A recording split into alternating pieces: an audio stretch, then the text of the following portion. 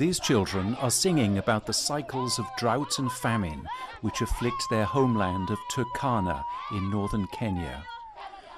Formerly street children begging for a living, they now stay at the Saint Bosco Rehabilitation Centre in Kitale, where they are cared for and offered the chance of education and a better future. The centre is run by a Maryknoll lay missioner, Russ Brine.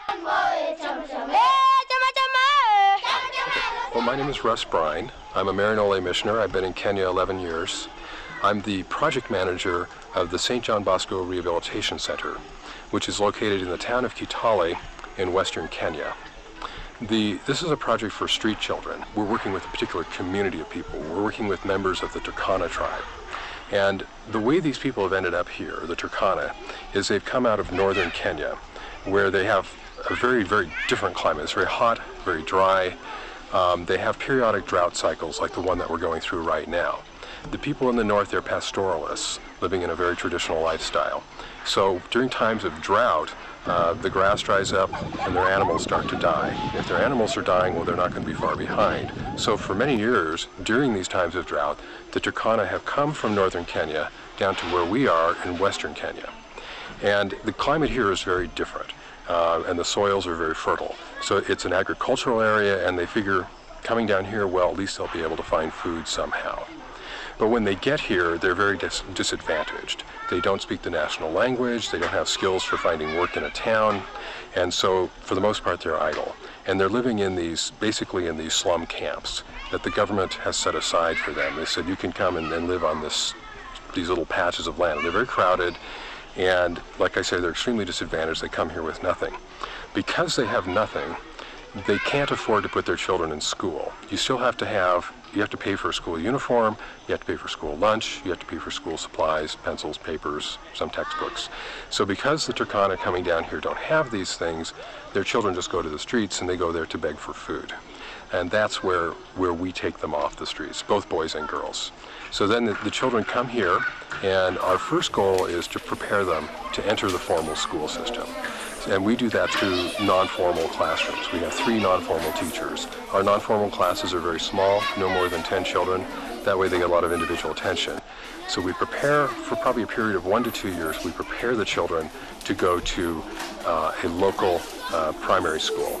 But like I say, we have to work with them first. We can't just take them from the street and put them in school. They need to learn things like how do you relate to your teacher in the school system, how do you relate to your fellow student, and even such things as basic hygiene. It's just kind of starting from scratch with their formation. So once they're prepared for the schools, then we enroll them in the schools. And then another aspect of what we do in addition to the education is we consider it very important that the children remain in close contact with their home communities. Old school way of doing things was to have a full-time orphanage and to institutionalize children. But that severs them for their home communities, and there's a real problem when you get to be over 18 and they get pushed out and you don't have that network that you need in basically a survival situation. So every weekend our children go home. We take them home every Saturday morning to spend the weekend with a parent or a guardian. And that's true even if they're orphans. And many, many of our children are orphans because of the problems with the AIDS epidemic, that kind of thing. But we find a guardian. We'll find an aunt or an uncle. We'll find a grandmother. And many of our children actually stay with an older sibling. So they go home to their home communities on the weekend. They're considered reintegrated, yet they're also going to a school.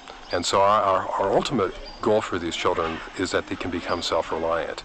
And we will take them as far as they can. For some of our children, they're actually able to go to college level. We have 9 in post-high school college level courses right now. But for most of our children in the Kenyan system, the best way they're going to move forward is through a vocational training program.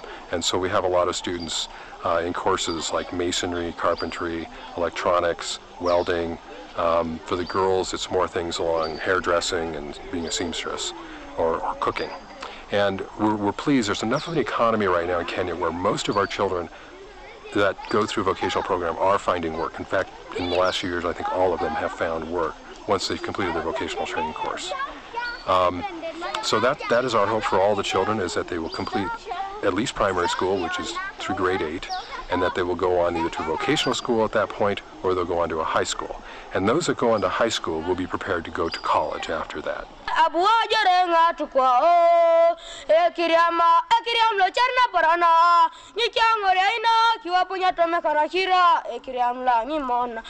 Since it was started in 1992, John Bosco has helped thousands of needy children by taking them off the streets and putting them through school and college. This is one of many social projects supported by the Maryknoll lay missioners in Africa.